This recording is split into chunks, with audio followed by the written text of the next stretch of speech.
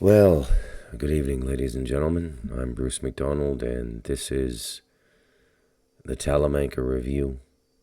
It's 8:48 p.m. on Wednesday, the 9th of July. Had a wonderful day today. Bob and I went and started the purchasing for the material to build the house. It's going to be quite a beautiful house. I know I sound like Donald Trump, but it's going to be a beautiful house.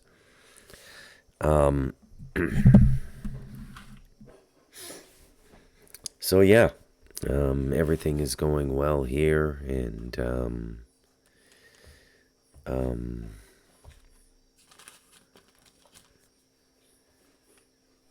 I feel kind of blessed to be able to live within this bubble of reality in which I live. Really sort of, for the moment anyways, unmolested by the craziness of the world. And being able to dream and build, things people used to do a few decades ago. Not live in a constant state of despair and hopelessness. And I'm not trying to do a cynical report, but I have an obligation to tell the truth. And the weight of misery upon the Western world now is extraordinary. Really kind of mind-boggling.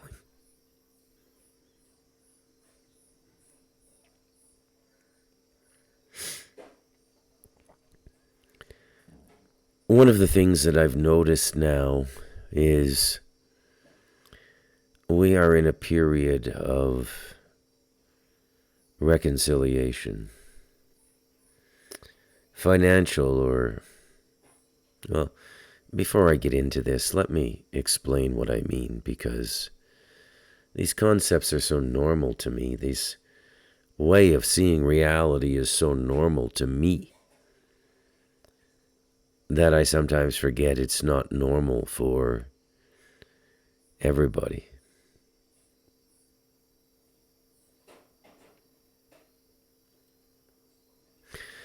So along with the idea of the realized imagination comes the tangential realization that everything manifest in the world by human beings, engineered and produced, whether it be a system, a structure like the pyramids, everything brought into the world is a metaphor. It's telling us something. Everything in the visible world is telling us something about the invisible world. Okay? This is an extremely important principle to understand in your journey of consciousness.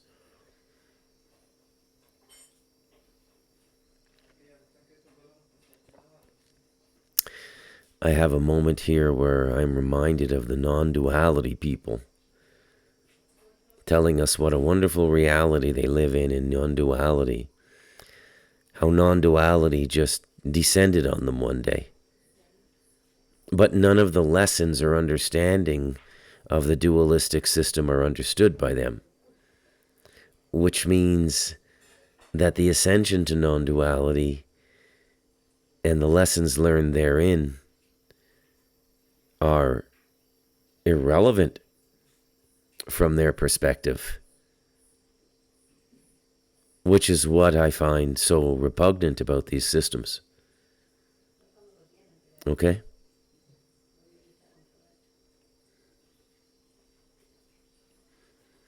Non-duality would be the understanding of the awakened imagination. It would be the understanding of the calculus of consciousness, the manifestation of this reality. at least as it pertains to the aspects of it that are human contributed. The reality itself, as it exists in a natural state, is a cacophony, a cyclone of energy going in anything but a straight line. Nothing in nature, no energy in nature moves in a straight line. Not a river, not the wind, not nothing. Not anything. Which is your first lesson. Nothing moves in a straight line sequentially. And that means that if you're living correctly, in a sense, your life will not be moving in a straight line sequentially. Yet you live in a system in which you are entrained from 5 years old, younger. If you come from a family where both parents work and they throw you into the daycare system when you're 1 or 2 years old, you start the entrainment of a sequential reality, a linear reality, which is anti-spiritual, anti-life, and anti-God. That's the first stage of the matrix. Oh, but Bruce, how would we get anything done if everybody lived like you? What do you need to get done other than figure out the calculus of consciousness and come to a perspective that is grounded in the divine? That's all you're here to do.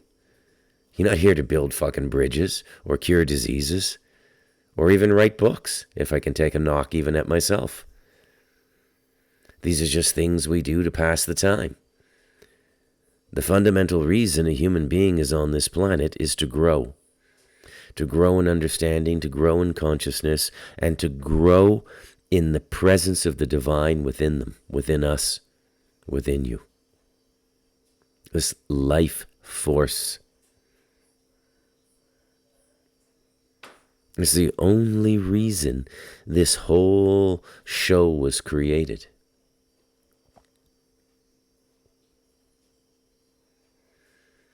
This hero narrative we invented in the 20th century. Joseph Campbell and his mythology. It's interesting. I went through a Joe Campbell phase. I enjoyed The Hero with 1,000 Faces, and I generally agree with the concept of the heroic journey. But the way Joe Campbell explained it was the heroic journey was always spiritual, was always rooted in consciousness and the journey for self-understanding and self-awareness. Wasn't about fighting off the Taliban, last man standing. Wasn't about making the world clean for the presence of our holy Lord Jesus Christ by killing those filthy Iranians. These are all perversions. We live in a time of complete perversion. Perversion is not just sexual. Perversion is normally used to define a person who has an aberrant sexuality. But perversion is a deviation from the natural order. Let's look that up, as I'm wont to do on the Talamanca Review. Perversion definition. The alteration of something from its original course. What did I say? Meaning or state to a distortion or corruption of what was first intended. And the second definition is sexual behavior or desire that is considered abnormal or unacceptable. But the primary definition, this is the Oxford Languages, the alteration of something from its original course. So we live in a state of perversion. The 20th century was about creating this state of perversion and confusion. Now you can understand what Freemasons like William Casey, the head of the CIA, meant when he said, when everything the American people believes is false, we'll know our job is done. And this is the agency, allegedly, in its mission statement, which is commissioned with protecting the Americans from foreign threats. Does that sound like protection to you? Doesn't sound like protection to me.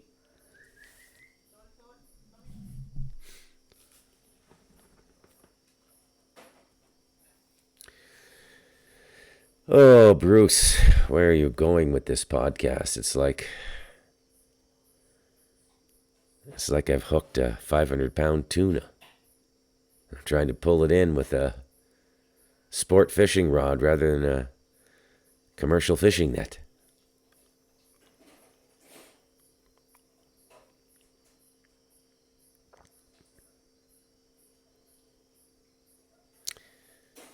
I'm leading to something today. I want to get some stuff off my chest before I go there.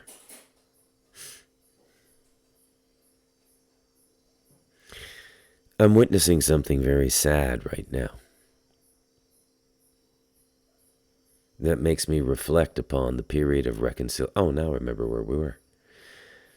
Yeah, reconciliation, metaphor. So the economic system is in many ways a reflection of the system of karma. Right? So karma you owe, let's say that you do something, and in doing whatever it is that you do, it begins as a thinking process and it manifests as an action. That action goes out and does something. And if that action goes out and it affects somebody in a negative way, then you have to rebalance that negative effect. That's the entire principle of karma explained. Now, if you understand what I just said, you'll understand why I advocate a simple life. That maybe curing diseases is not the best thing.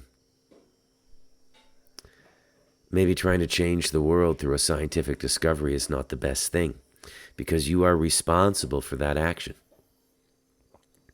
And if there's a flaw in your theory, somebody is responsible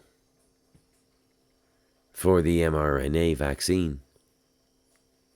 Now, many of the people working on that vaccine, entrained by the medical system, and entrained by the almost communist idea of public service, material public service, would believe in their mind that they were participating in what I and Joe Campbell would call a heroic journey. This is a very important thing for you to understand. Do not see the people doing the evil in the world as evil. Sure, at the root of it all is evil. Conscious evil, deliberate evil. Evil itself, darkness itself, won't actually do dark actions. It creates the consciousness that allows darkness to be expressed through individuals. Okay? So a lord of darkness in flesh would really not have a lot of negative karma. Do you understand what I'm trying to tell you? Because their role would be mainly involved in convincing other people to do bad things, manipulating people. Now, the more entwined we have become, and this really came about in the 20th century. In the 19th century, people lived relatively independently. Okay? They lived independently. There were very few professions. Very few politicians were required. I don't even think we needed as many police. You just needed one really good sheriff who people took seriously. Cut that shit out, you're going to get one warning, boom, you're dead. There's the law. One guy like that could police 1,000 people in a town. Maybe 2 deputies with him, in case somebody tried to shoot him in the back. Now everything is an endless series of processes that produce a kind of impotence in any kind of decisive action or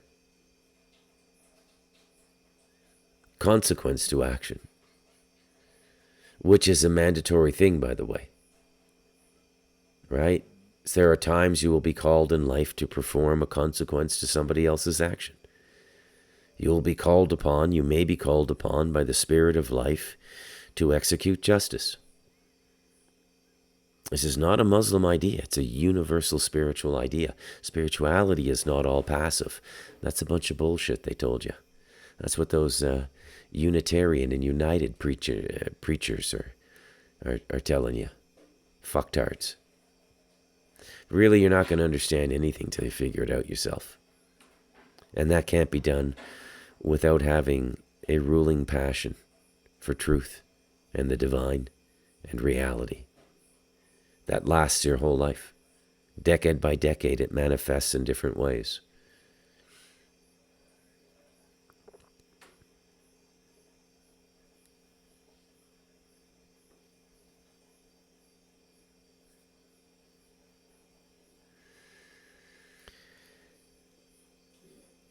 So the financial system that was created, in many ways,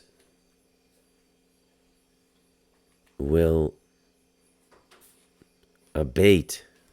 One moment, my wife is giving me this look like she has a question. Couldn't find the dog, the big one, the pit bull. Turns out he's in Bob's room. Bob and my dog are inseparable. Like, I don't know what it is, man. My dog just loves Bob. When we're sitting up here watching a movie that I downloaded or on Netflix, Bob will be lying on the sofa, and the dog will come in laterally and just put his head and his paws on Bob's abdomen and put his head down and just stay there for 2 hours, up on his hind legs. And then he follows Bob everywhere. It's really weird. He does that with my son too. I mean, he loves me. I don't want to suggest that I'm not loved by my dog. I'm loved. But like he's just crazy about Bob. So the financial system was in many ways, or is being used to create a bigger consequence. So the financial system is used to amplify the, what's the word I'm using? The consequence of something. Okay? So, right now our financial system is being massively weaponized. And it's being weaponized in such a way, jerry-rigged in such a way, that when it does fail, if it fails, I'm not saying it will, I'm not saying I've seen the future. I suppose you could say it's slowly failing now. If we listen to the Gen Zs in Australia, Canada, New Zealand, the United States, Britain, the Five Eyes countries, we've left them a disaster of a country. And that's largely on the shoulders of Gen X and the baby boomers. Okay? And that's all there is to it. I'm a Gen X. First year, Gen X. 66 is the first year of Gen X. 65 is the last year of the baby boom generation. I mean, it's not like this is a science or anything. I mean, all of this terminology was created by a Canadian fiction writer called Doug Copeland, who wrote a book called Generation X. And that sort of popularized the idea of generational political and social consciousness. And I don't think Copeland realized what he was doing. I don't think he realized how big it was. And I think looking at life generationally is an important spiritual practice. Okay? Because one generation comes out of the previous. And if the previous generation operated within natural law and loved the human race and pushed forward a world that was better than the one they came into, that would be fulfilling a spiritual law called the law of continuity. But after World War II, I think largely due to the shock and awe and trauma of those two world wars in the first half of the 20th century, I don't think we really acknowledge the degree to which those wars transformed us.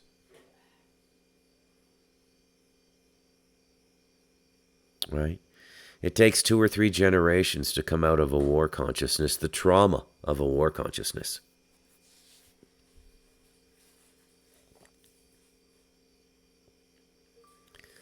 And so I don't see what happened as anybody's fault in a generational sense. It's just all part of the same salad, same circumstance that they've been engineering for 145 years now, 144, 145 years now, since about 1880.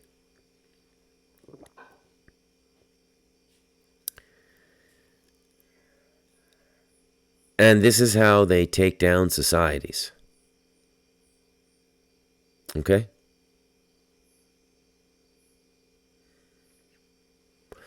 So the monetary system is a controlled metaphor, a useful metaphor, a useful facsimile, a useful drama of the functioning of our energetic system through action and reaction. And it's all monetized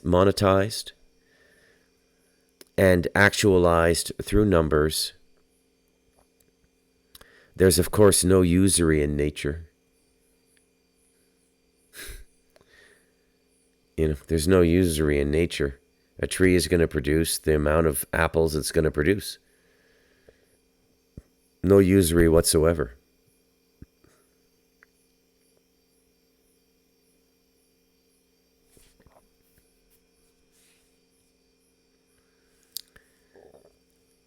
So this entire monetary system is being engineered now for a cataclysm which will probably decimate the West. So aspects of the decimation are already here, as I discussed in the podcast called Decimation. I would say that the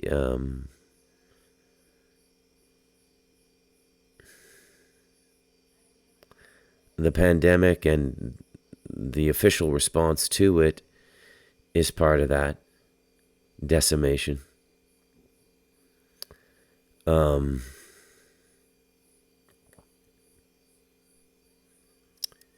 And that was a trial run, dispersed in thirds. And that's why we're not seeing the cataclysm right away. That's starting to come out now as well. I rarely talk about the vaccine.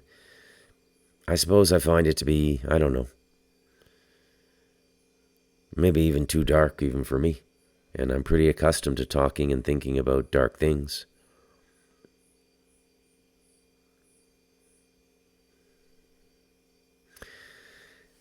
It was dispersed in thirds. 1/3 saline solution, 1/3 low content RNA, and 1/3 high content RNA. And they wanted to see what would happen and test the effects. And they wanted to have an understanding of it so that the next time they deploy it, they could deploy it with the efficiency of a bullet.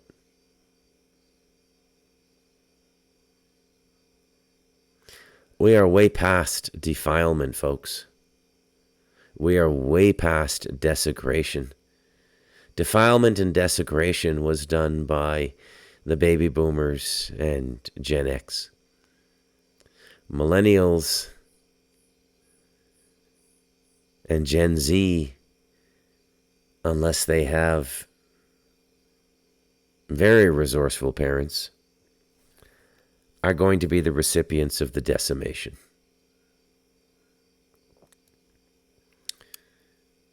which is a special kind of cruelty. And those of you who are parents will understand what I mean by that. You would always rather give up your life for your child than have your child die. So there's a particular form of psychological and spiritual torture there.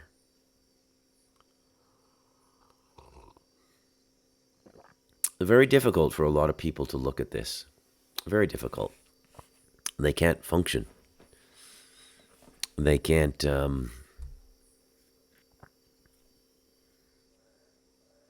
don't know. Another thing you're going to see a lot of is people sort of being cut off from life. I'm experiencing it here now in Costa Rica. There's an acquaintance I have. He's in his early 60s. He's been here 35 years. And he's been abandoned by his wife and kids. Not abandoned, but exiled. Largely due to his own behavior. He's an alcoholic. He's got nowhere to go. And somehow he landed up here a couple of years ago. This is the third time he's been up here. He wants to work on the house. Gets 5 or 6 weeks work. Last time he was up here, I had to loan him $200 US. He showed up a year later, a couple of weeks ago, doesn't have my money. And I don't know what to do with the guy. And so I've just turned my back on him. I don't know what's going to happen to him, but we're at that moment of history where in this cycle, where you want to be very careful where you put your compassion and where you put your love and who you invest in and who you allow into your life. Because there's a lot of people now who are drowning. And it doesn't look like they're drowning because they're not even in water. Drowning is a metaphor. But internally, psychologically and spiritually, they're drowning. They can't see tomorrow. They haven't worked any service to others into their lives. They don't have any contact with their families, or they don't have families. It's very interesting. The baby boomers procreated. I'll say that. Gen X is weird. A lot of people, I have a lot of friends in their late 50s, never had kids or had kids really late. Buddy of mine I just heard yesterday, a guy I knew since the 2nd grade. I'm born and raised in Ottawa. I just found out he died June 5th, 58 years old. Cancer.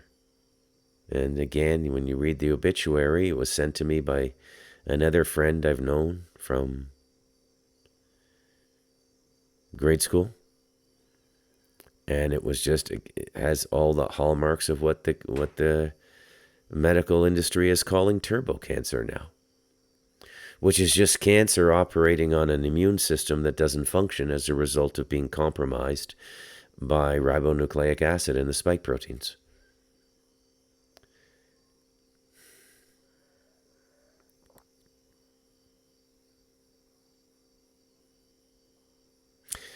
The forces doing this to you, enjoy it.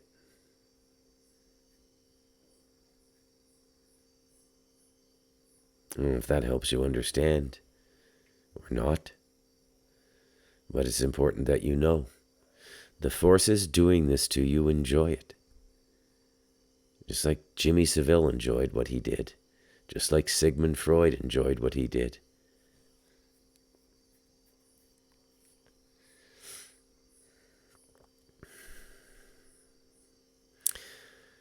The world is in that cycle of history now where we in the West, and I suspect to a certain extent even in the East, the world is experiencing the full expression of the Jewish capacity to hate. Hate is a virtue in the Jewish system. Decimating the enemies of their God is a joyful thing for a faithful Jew. But God doesn't really have any enemies. And no race has been appointed as the gardener to determine what's a flower and what's a weed. And even if that was their appointed role, if they did it correctly, the world wouldn't be such a bad place.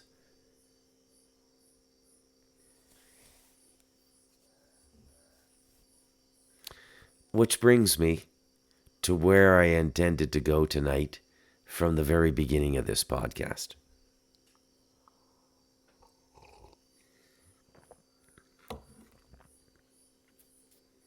By the way, the title of this podcast is I Fucking Told You.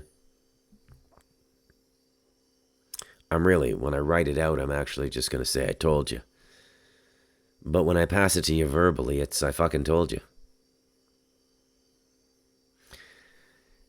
So look at the world around you.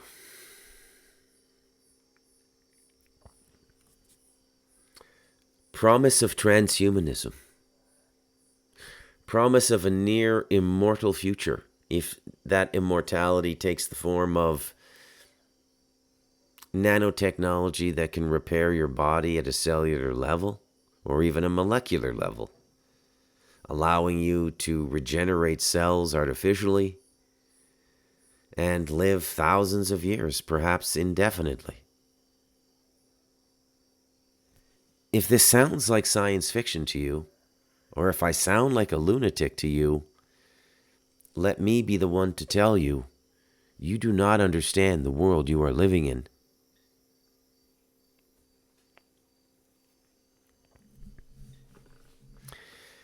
And if the immortality is not the result of nanotechnology or a sustaining technology for the body that you're in, including anti-aging technology, then it will be literally transference of your consciousness to a new cloned body. But you can't really do that in a population that's naturally breeding, can you?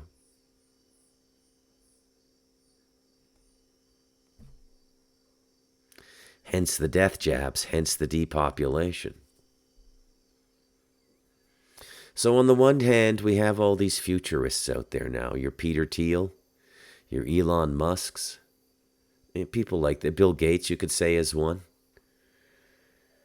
And it's very interesting, and a lot of podcasters specialize in this. When you investigate the family lines of these people, you find uncanny connections to this OSS, CIA, MI6, Mossad nexus that began in 1947, which was also the birth of nuclear energy and the birth of the UFO narrative. Isn't that interesting?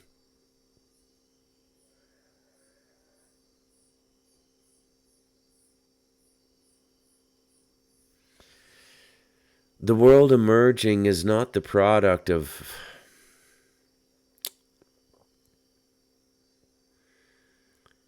any kind of prophecy. It's the product of a plan that's been worked on and manifested, the seeds of which were given to human beings by malevolent, non-physical forces. Call them whatever you want. I don't care what you call them. You know, that's a hallmark of the Talamanca Review. I really don't give a fuck how you fill in the blank. You want it to be Enochian magic? Get on that horse and ride it. You want it to be malevolent extraterrestrials? Get on that horse and ride it. You want it to be angels or demons? Get on that horse and ride it. What I say to all of you people who have one of those theories is at least you're thinking multidimensionally. What do we do with all these fucking materialists who can't think beyond sense and mind, who can't even conceive, albeit incorrectly, of the reality afflicting them? How do you conscript those people into a position that allows regular people to survive against the draconian forces which have assembled at the top of every society on this planet? Not just the West.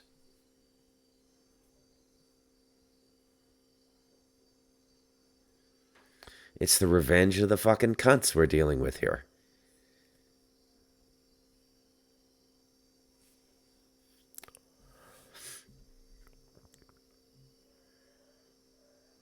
Whatever variable you choose to fill in the blank, the one commonality we can all agree on, whether you're an awakened or partially awakened Christian, or a UFO person,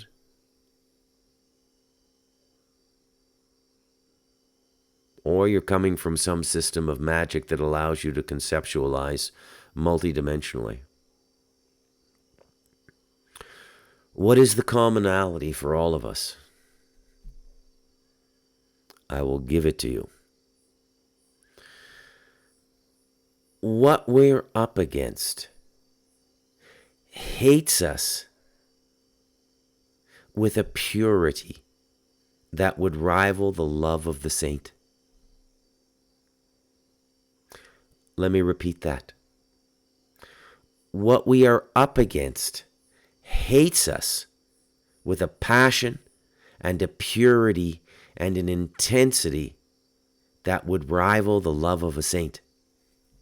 Their hatred rivals the love of a saint in terms of its all-consuming possession of their being. They hate us. They fucking hate us. The millions of people who've suffered and had strokes and had this plastic gunk pulled out of their veins. What are they calling those things now? It's not an organic material. That shit that they're pulling out of people. The white stuff that they can't even embalm people anymore. Because the embalming fluid can't get through the veins because that shit's in people's veins as a result of the mRNA vaccine. And as millions of us suffer and die, this is amusement to them. This is cheesecake and pornography to them. They enjoy it. Know your enemy.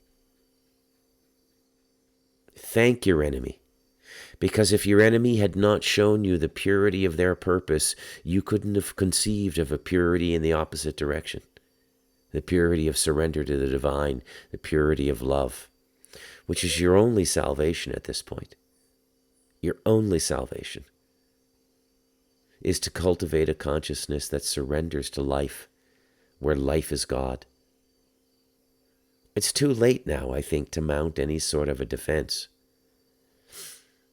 Now let me answer a few things, because I'm accountable, because I speak in public. And I should be accountable for my words. I recommended that people vote for Donald Trump. Now he's telling us there isn't even an Epstein file. It's inconceivable that this pivot could appear in his administration. When did he take over? January 20? February 20? March, April, May. He's 4.5 months in office. Almost 5 months. We have 3 years and 7 months of this guy to go. And you have the right to ask me, Bruce, why did you recommend we vote for this guy?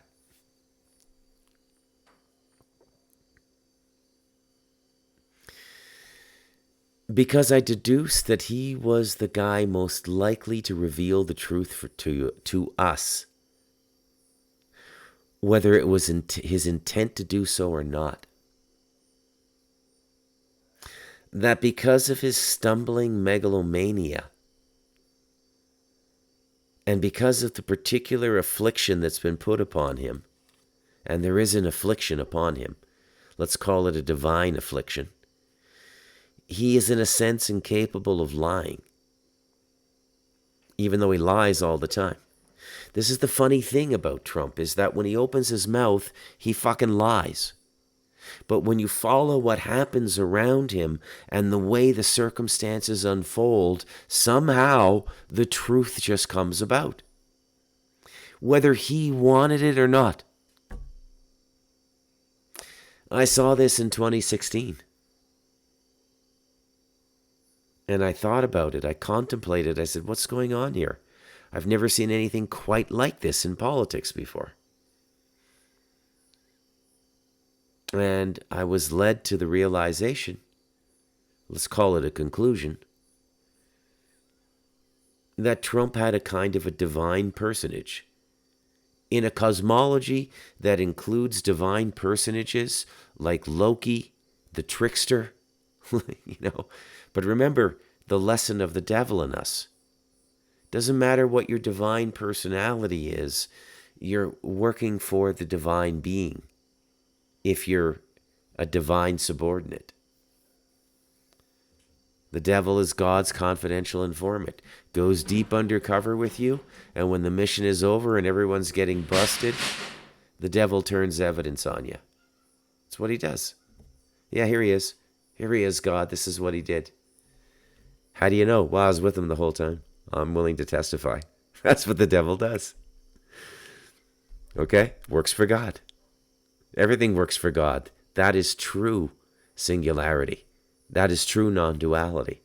Everything has to work for life at the end of the day, because everything that expresses itself has the opportunity to express itself because life exists.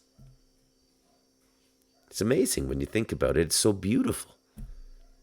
And yes, I can still see beauty in life. I can still see all of the good things of life, even in a time as dark as this.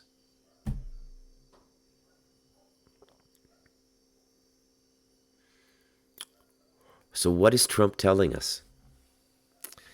Well, he's telling you what I've been telling you since 2020. The only fucking thing going on the planet now is the Temple of Solomon. Stephen Greer's working for that outcome. Famous UFO disclosure guy, ceremonial magician, Kabbalist. Okay? The only difference between 500 years ago and now is the ability to fabricate portals and bring these things into 3D is bona fide. They're just wondering about the liability now with the guy upstairs. What's going to happen if they flood this dimension with something from another dimension? How are the higher authorities going to react to this? And they're trying to figure out a way to make it look like we all agreed to this, because that's what they do. And you got to be on your toes the whole time, because failure to dissent is presumption of consent, meaning that you cannot be agnostic to the moral decisions in front of you. You can't go into a cave and meditate and pretend you're living life completely. You're not. The true life is all things, the physical, social, and political, and the spiritual, all woven into one chaotic, multi-directional life expression in a non-linear way, with everything happening in situ, which means in the moment you're living. Don't look at me. I didn't make this system.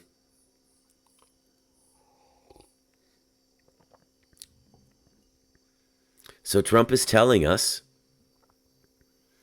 and I don't know that he's with them or he's not with them, but I can tell you what the silencing of Kash Patel and Pam Bondi and these people means to me. They're terrified. There's a stage you reach in this process where they can show you some stuff, where if you're not sufficiently advanced in consciousness, you're not prepared to deal with it.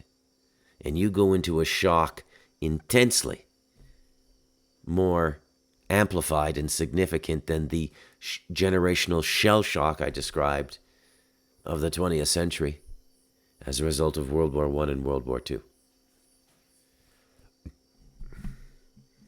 Now, I seem to have some form of unique thick-headedness that gives me a kind of, I don't want to say immunity, I don't want to become too cavalier about this, but it's pretty much immunity to all of this shit. I don't think when the curtains pulled back, what was behind it would really bother me that much. But it bothers a normal person, a person who hasn't cultivated themselves, a person who hasn't sought God. It bothers them. And if you spent your whole life in the pursuit of political position, law in the case of Pam Bondi, law in the case of Kash Patel, law in the case of Dan Bongino. I'll go back and watch Bongino's podcast from before he was called up to be deputy director of the FBI. Compare that guy to the guy we have now. Same thing with Kash Patel. And ask yourself, what could change them this much? They don't need the money. They don't need the government jobs and the fucking $220,000 a year salary. These guys could make much more money in the private. Bongino was probably making $1 million a year podcasting. He gave all that up to take a job, quarter of the money he was making on YouTube. And so what would prevent him from saying, fuck this, I'm going to be the guy that blows the whistle. This is what God created me to do. I'm going to quit this cabinet like Elon Musk, and I'm going to tell the people the truth.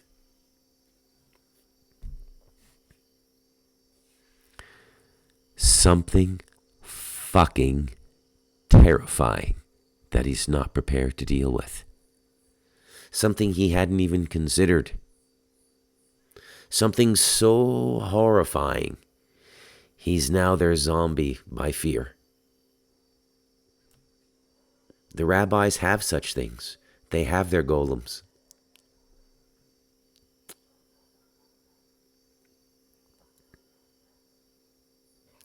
Don't be afraid. You're a living soul, and as such, you are the most loved thing in creation. The Creator loves you way more than these reptilians, insectoid, Nordic, or Pleiadian fucks. I don't know why exactly. I mean, I could do a whole podcast on it. But I can tell you this. The Creator loves humanity. Which is why all these other beings, extra-dimensional, ultra-dimensional, whatever you want to call them, which is why they all attack us.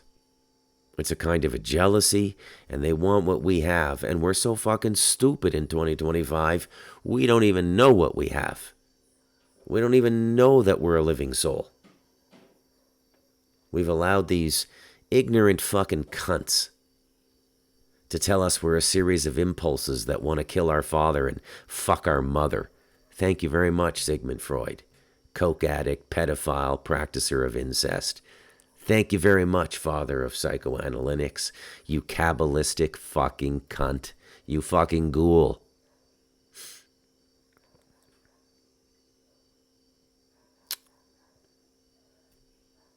What are you going to do? Now, don't follow my example. I just speak this way because it's in my nature. This is who I am. Twice a day, I apologize to Bob for my language. He goes, it was okay. I was in the military. My dad was the most profane human being I've ever known in my life. Like, it was unbelievable. That guy could use profanity as a form of poetry. We'd be working on the basement when we were, in Canada. What we do is we build out our basements. We build what are called rec rooms in the basement. When you buy a house, the basement is just concrete walls and a concrete floor. You got your furnace. And what most people do is they throw up 2x4s, a bit of insulation, some gypsum, put in a ceiling, some drop lights, and you got a basement. Right? Throw a ping pong table down there, some furniture. And if you're growing up the way I did in the 70s and 80s, that's where your parents send you when you come over with your friends. Go down to the basement. I don't want to hear your shit. I don't want to hear your crazy music, that Pink Floyd Dark Side of the Moon. Go down to the basement.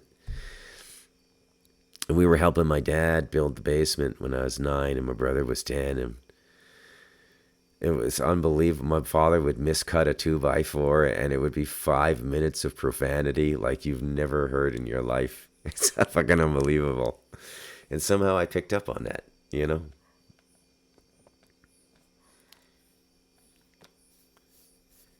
So at the end of the day, you can't even deny your love to these people. If you're going to stay on path and you're going to stay on path to the Creator, you even have to love Jimmy Savile and Sigmund Freud. You have to. And I think even Candace Owens is going to learn that lesson sooner or later. Because part of their mission is to infect you with hate. And if you let them do it, they've won. And if they create that connection with you, they can start throwing their karma on you, which is what they want to do because they know they're cosmically fucked.